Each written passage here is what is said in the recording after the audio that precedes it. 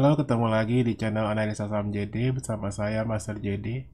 Pada episode kali ini kita akan mereview market outlook untuk bulan Mei ya. Kita akan lihat apa yang sudah terjadi selama bulan April kemarin dan bulan Mei nanti ke arah kemana arah market selanjutnya. Oke, seperti biasa kita lihat dulu bagi yang belum subscribe bisa subscribe ya di channel kita, channel Analisa Saham JD. Kemudian kita juga punya IG di panencuan.id, kita punya komunitas.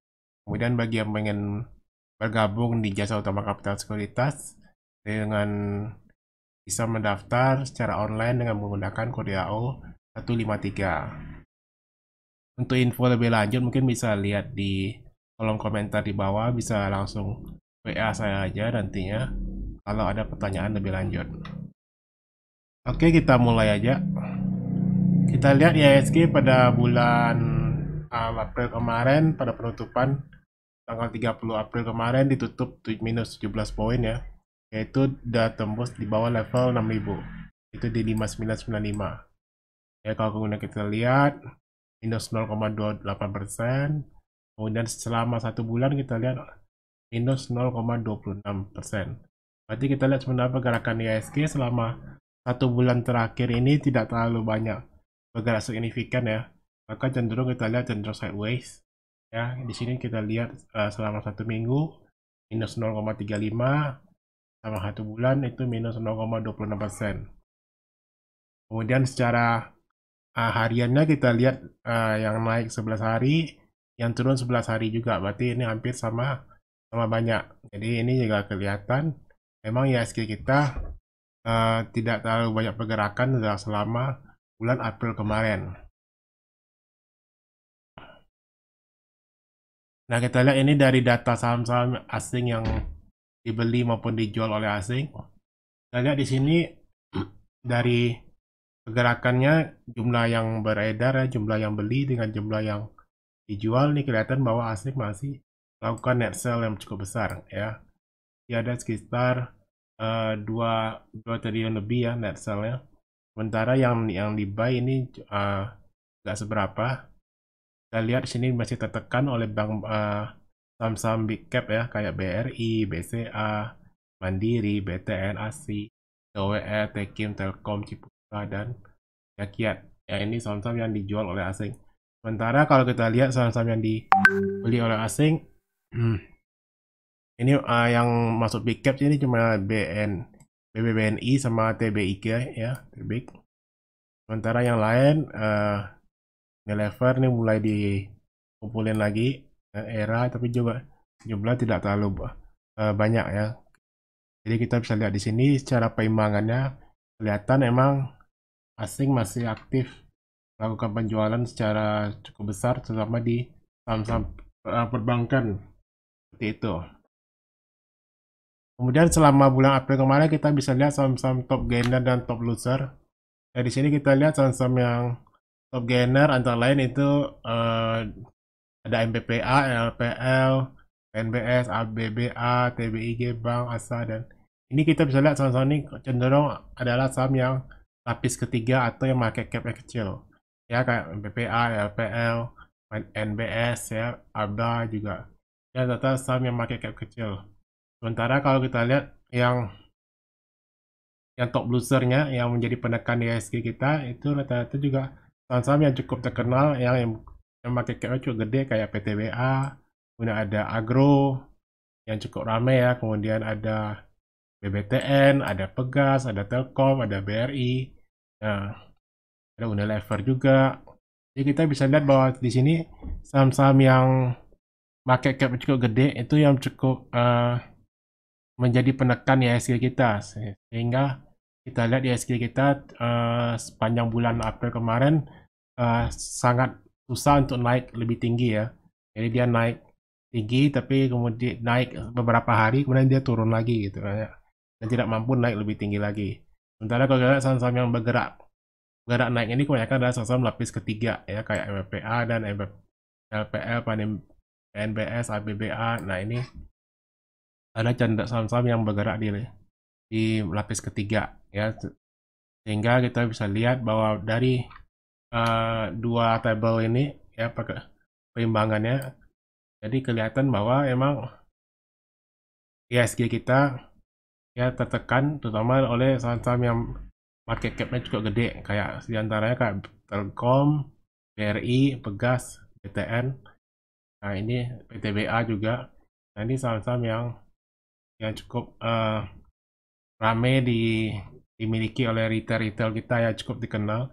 Sementara kalau yang ini kan cenderung saham-saham gorengan yang tidak terlalu liquid gitu. Sehingga walaupun dia naik, eh, walaupun naik itu pun tidak terlalu mampu untuk mengangkat eh, kenaikan indeks gitu ya. Karena bobot penilaian indeks itu kan bobot penilaian ISG itu lebih banyak dipengaruhi oleh saham-saham yang market cap-nya cukup gede ya, yang kita ketahui seperti ini.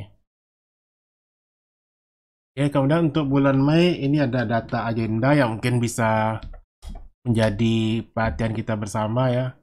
Kayak tanggal 3 ini ada Pegas, ada Indi, kemudian ada Excel, kemudian ada BJTM, kemudian ada TOTL, kemudian ada Adaro, ada pembagian dividen. Nah, tanggal 4-nya kita bisa perhatikan tanggal-tanggal ini ya, di mana kalau kita lihat bulan-bulan Mei nanti cukup banyak LUPS ya, di mana nanti ini mungkin di sini ada agendanya kayak Indosat, mungkin juga sebagian menyampaikan laporan tahunan dia, dan juga mungkin juga ada rencana pembagian dividen. Kemudian tanggal 6-nya ada BRIS, kemudian ada Zebra tanggal 7, kemudian kita lihat ada Inco lagi pembagian cash dividen, ada Demas, kemudian ada BBHI ya, saham yang cukup fenomenal ini. Kemudian untuk tanggal 10 ini ada Same ya, bisa diperhatikan. Kemudian ada BGTG tanggal 19, kemudian ada INAF tanggal 20, kemudian ada BEX tanggal 20 juga, dan WMUU tanggal 21. Nah ini tanggal-tanggal ini kalian bisa perhatikan, bisa catat, karena saham-saham ini kemungkinan kalau laporan dia bagus atau mungkin ada aksi korporasi yang bisa membuat dia bergerak pada menjelang hari-hari RUPS dia.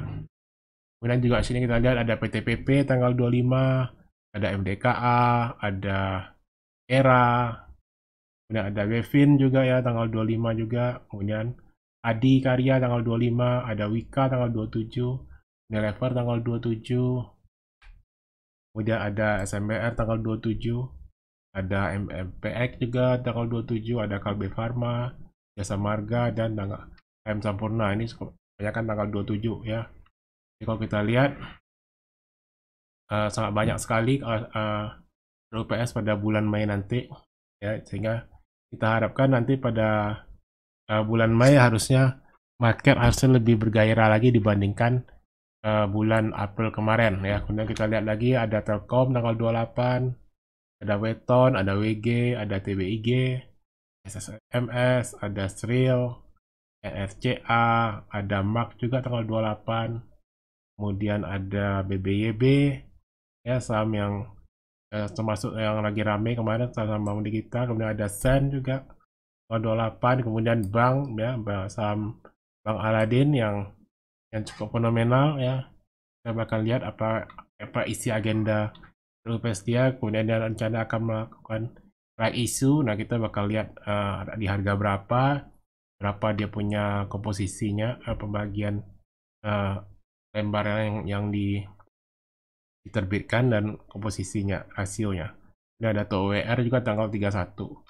Jadi ini adalah aksi-aksi korporasi yang ada di sepanjang bulan Mei nanti ya, cukup ramai. Nah mungkin diharapkan dengan adanya aksi korporasi ini market kita bisa bergerak lebih bergairah lagi, karena nanti bakal ada laporan keuangan ataupun rencana pembagian dividen dan sebagainya.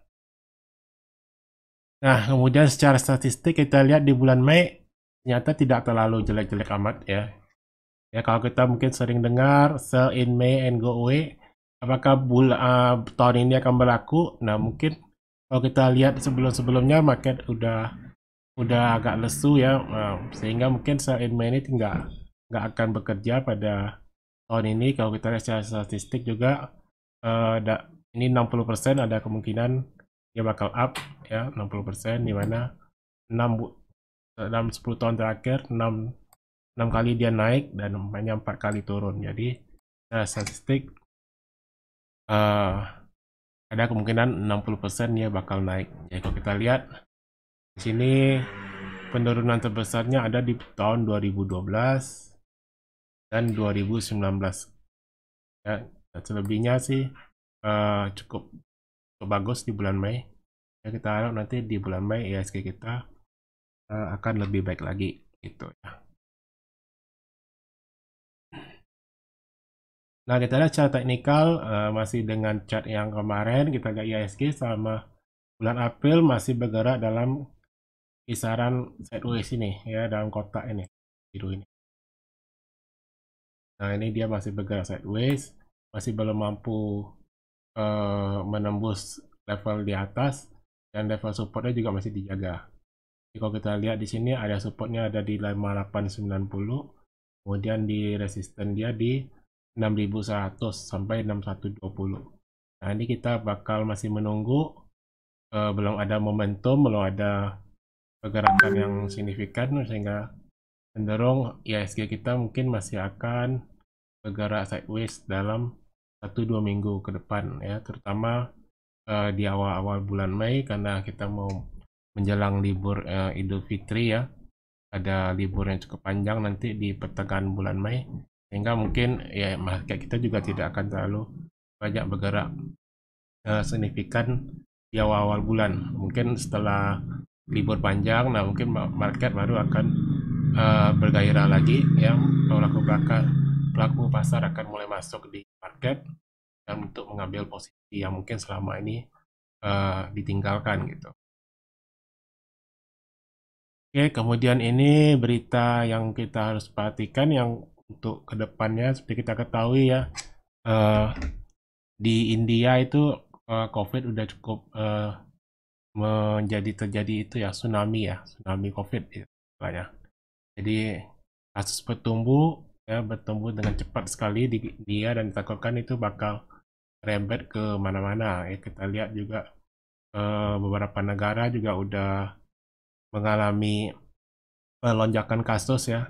Nah, kemudian juga di Indonesia, di sini ada berita terakhir baru update tanggal 1 Mei ini, itu dengan Indonesia darurat corona. Berarti di sini kita harus waspada lagi ya.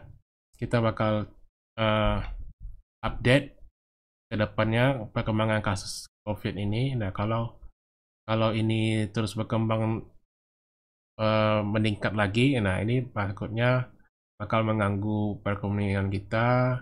Kemudian nanti mungkin bisa dilakukan lockdown lagi ya, semacam itu, PSBB lagi. Nah, ini yang bakal bisa mengganggu pergerakan bursa kita ya, pergerakan IHSG kita di bulan Mei nanti. Nah, maka kita lihat, kita harap ini kasus tidak akan signifikan lagi, tidak akan meningkat kalau signifikan, supaya segala sesuatu dapat berjalan dengan baik, dengan lancar gitu. Tapi kalau kondisinya makin parah ya, kalau kasusnya makin bertambah, kemudian tambah lagi ada lockdown, isu-isu lockdown dan sebagainya, nah itu bisa memberikan sentimen yang negatif bagi market kita ke depannya gitu. Jadi mungkin ini salah satu isu yang harus kita perhatikan untuk bulan Mei dan ke depannya gitu ya. Oke, demikian dulu ya edisi kali ini. Semoga informasi ini dapat bermanfaat buat kita semua. Jangan lupa kalau ada pertanyaan bisa tulis di kolom komentar.